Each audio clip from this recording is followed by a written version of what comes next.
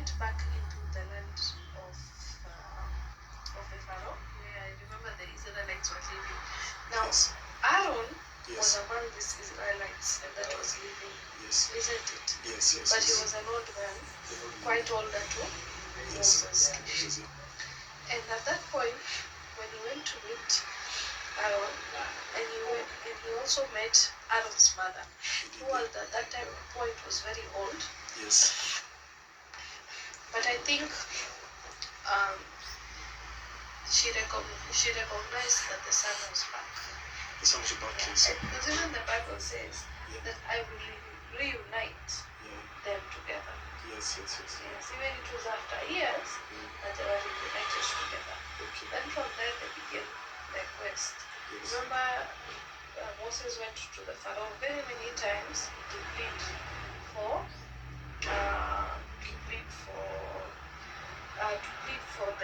the freedom of the Israelites. Okay, and the first time he went to plead, remember, his stick turned into a snake. Yeah, these are the plagues. Yeah, he cast it on the ground. Yes, he cast it on the ground. Right? Isn't it? Yeah. So to show him,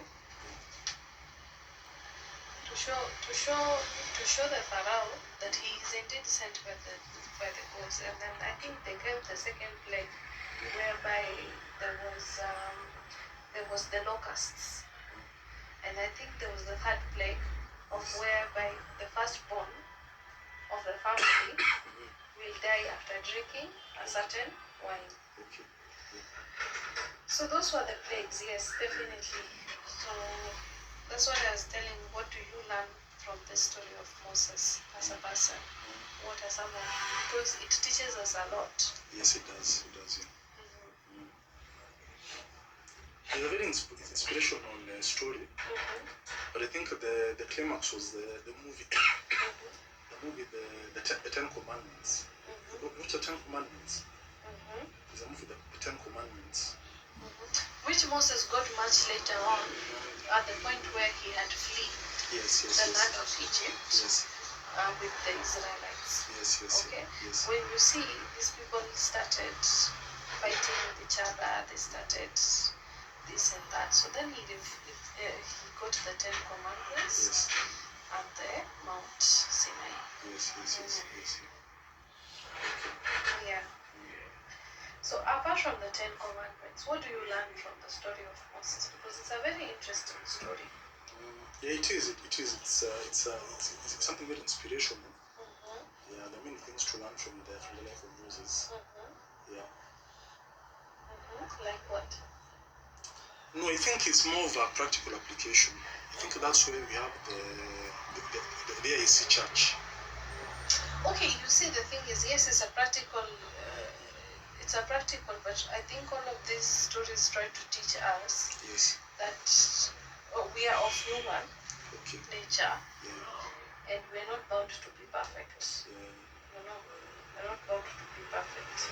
Perfection can only come from God, isn't it?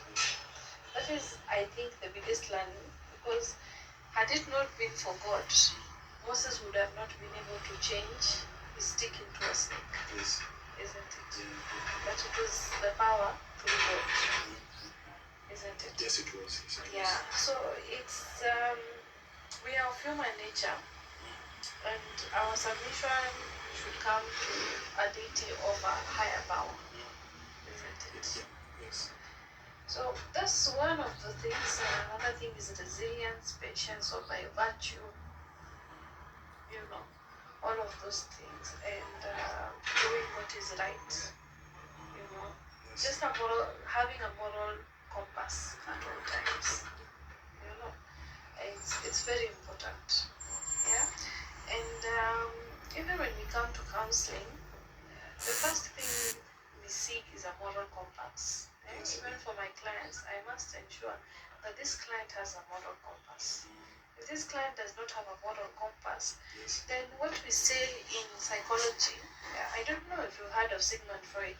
Sigmund Freud, You've heard of Sigmund Freud. So Sigmund Freud developed the brain in three sides of it. There was the id, the ego, and the superego. I don't know if you've heard of this.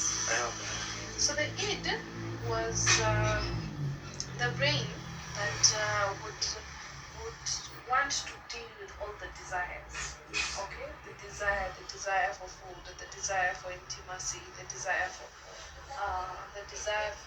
doing bad things. This was the id, yeah? Yes. And then there was the ego. Ego, this was the rational mind, yeah? And the rational mind is important in knowing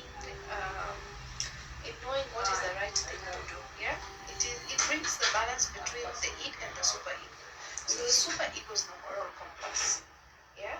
So this super ego is the one that helps rationalize, what is good for your desires, okay? Yes. Yeah. And the ego gives a logical thinking to, yes, if I forgo this desire of mine right now, for example, food is a desire, okay? Food is a desire, especially food like junk food. Psychologically, we have been saying junk food has an effect of that of an addiction.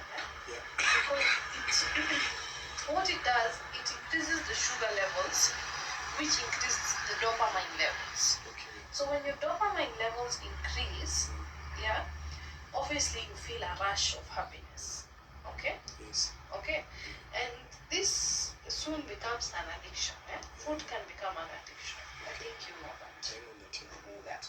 So, for example, like if we even see your kids, instead of eating at work, where you have food which is healthy on a daily basis, which is provided for free, Yes, yeah. you choose to go out to satisfy your id because it gives you the dopamine rush.